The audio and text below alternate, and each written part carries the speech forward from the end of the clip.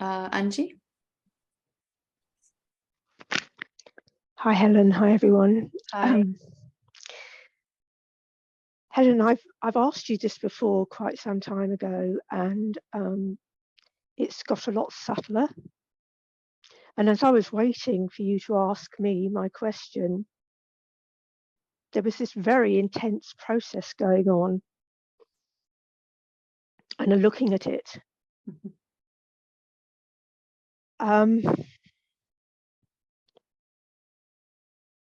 There's absolutely no doubt in the just over a year of meeting you that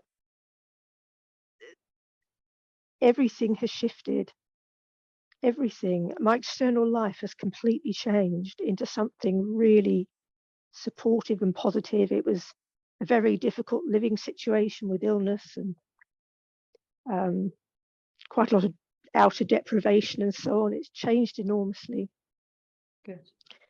And internally, there is just access to myself as spaciousness. And there's uncaused joy. Oh, I love that. Say that again. There's uncaused joy. Oh. Wow. It just bubbles for no reason at 3 a.m. Because it can, yeah. Because it can, because it's there. And there's a few, and I don't see myself as doing a lot of the practices that you recommend. Rather, I let them in and they percolate and they cook a little, and then I somehow get a feel for what really feels like a self-loving thing to do, and I make it my own. Yeah. And there's been such strong conditioning here to do as I'm told. Someone says you do this, and I say, oh, okay. So this is a massive exploration of trusting myself. And I don't even know why I'm asking this, because the results are here. They're just unfolding. I mean, and it's this unfolding love affair with me. Oh, see, there you go again. You're just hitting me with these. Wow. Who'd have thought a year ago I'd be saying these things? Me. You. Sorry. Yeah, you always said. Yeah. And I was going to say in this question, oh, there's a few doubts, and it's like I can't even be asked to entertain them. I just can't. I love it. I can't. There, right? Am I going to look at them or challenge them or ask them if they're real, or are they? No, I can't be bothered. Because they don't mean anything. You don't need to challenge them or question them. They're just thoughts, right? They're just thoughts. They might always be there in the mind. Exactly. It's like the living experience. As you know, there's still big triggers here. I mean, just a few days ago, I was in the pits of despair. Yeah. Around the illness thing. But as a rule, there's just this happy equanimity just bubbling away. I don't have a question. I've kind of answered it for myself. I'm asking your permission. Can I trust myself? I'm not going to answer that. I don't need my permission. After all that, I'm not going to answer. That's the best answer. Thank you so much. Bless your heart. There is that strong conditioning. I get that, because it feels risky sometimes. It's probably the best word to. I've been down so many spiritual cul-de-sacs, thinking I'm applying the teachings and then realizing I'm just avoiding it by sort of screwing it into my own practice that really isn't doing anything. So we stopped trusting ourselves. So we looked to some spiritual authority to kind of put us back on the right track.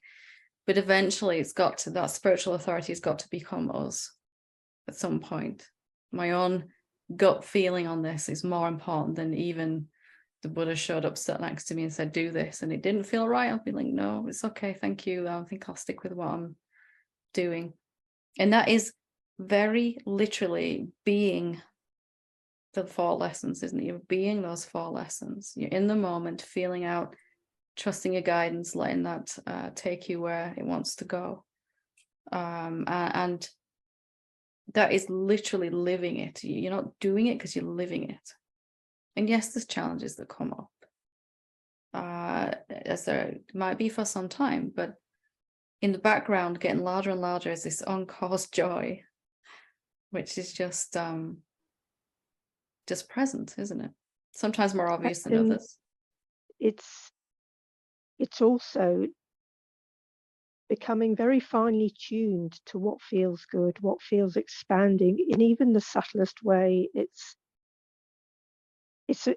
In a way, it's the statement process, conscious imagining, but without even naming it that, without even calling it a practice. Just moving to the next thing that feels better. Exactly. And even that's more joyful thing. Yeah. Even that's just the next thought, or the dropping of a thought. And there's a feeling of the heart just saying yes. Yeah. That is the practice right there, isn't it? Yeah. I'm big enough to wing it and find my way moment by moment. I don't have to have a schedule. Okay, when this happens, I do contemplation, and this happens, I do statement process. We start off with that, don't we? But then it just moves to something much more alive and intuitive in that. And you're really living up to your name now, Auntie Joy, huh? Oh, that was my dad. Before he left us when I was tiny, he gave us that lovely name. Wow. Wow. Auntie Joy. He must have known, huh? He must have known. Well, yeah. Hope he's looking down. Absolutely certain. Yeah, definitely. And it just, when you say something like you said today, there's just no doubt for me that you're home safe. You've learned to trust yourself. And that's the one thing I could ask of anyone, would be to do that in this lifetime. Everything else falls into place then. And you can feel that. You don't need me to say this. It's nice to hear it. It's, Yeah. Oh, thank you, Helen. Just thank you.